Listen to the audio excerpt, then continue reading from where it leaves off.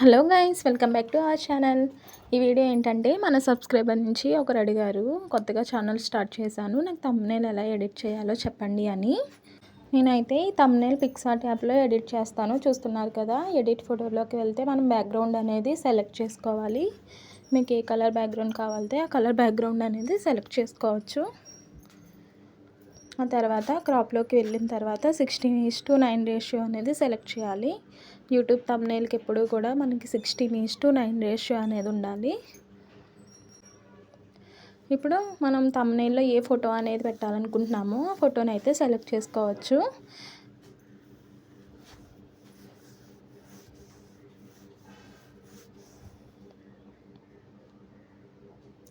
నేనైతే ఈ ఫోటోని సెలెక్ట్ చేసుకున్నాను.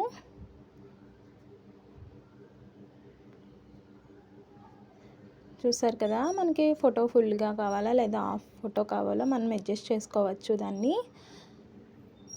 అండ్ ఫోటో అనేది మనకి బ్లర్గా కనిపించాలి అనుకుంటే ఈ ఆప్షన్ అనేది తగ్గించుకోవచ్చు, లేదా మనకి ఫుల్గా కావాలి అనుకుంటే లైటింగ్ ఇది పెంచుకోవచ్చు.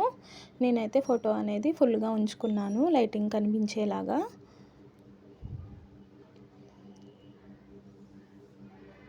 ఆ తర్వాత ఎంటర్ టెక్స్ట్ అనేది చేస్తున్నాను. చూడండి, నేనైతే ఈ వీడియో కోసమే థంబ్నెయిల్ ఎడిటింగ్ చేస్తున్నాను.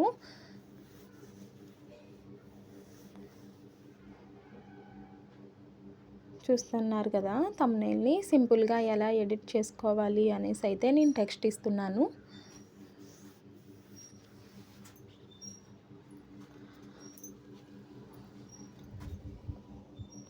అండ్ మనకి పర్ఫెక్ట్ థంబ్నెయిల్ కావాలి అనుకుంటే మనం ఈ పిక్సార్ట్లో కూడా ఎడిట్ చేసుకోవచ్చు. కాకపోతే మనమైతే దానికి మనీ అనేది పే చేయాల్సి ఉంటుంది.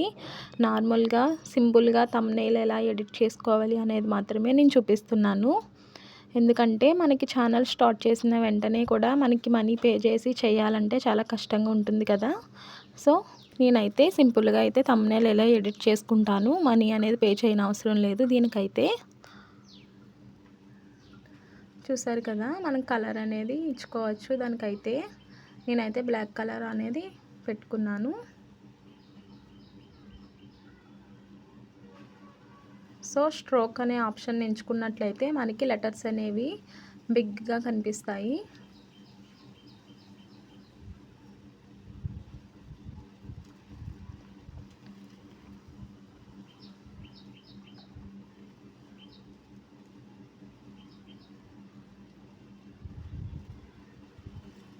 ఆ తర్వాత నేను ఇంకో టెక్స్ట్ కూడా ఇస్తున్నాను.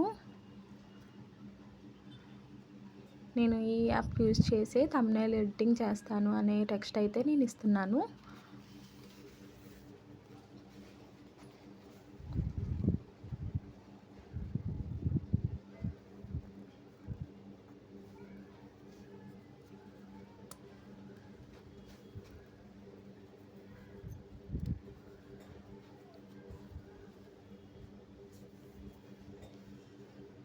చూసారు కదా, నేను ఈ టెక్స్ట్కి అయితే వేరే కలర్ అనేది ఇస్తాను. ఎందుకంటే టెక్స్ట్కి డిఫరెంట్ కలర్స్ అనేవి మనకి థంబ్నెయిల్లో ఉండాలి. ఎందుకంటే మ్యాటర్ అంతా కలిసిపోయినట్టు ఉంటుంది కాబట్టి డిఫరెంట్ కలర్స్ అనేవి యూస్ చేసి థంబ్నెయిల్ ఎడిటింగ్ చేసుకోవాలి.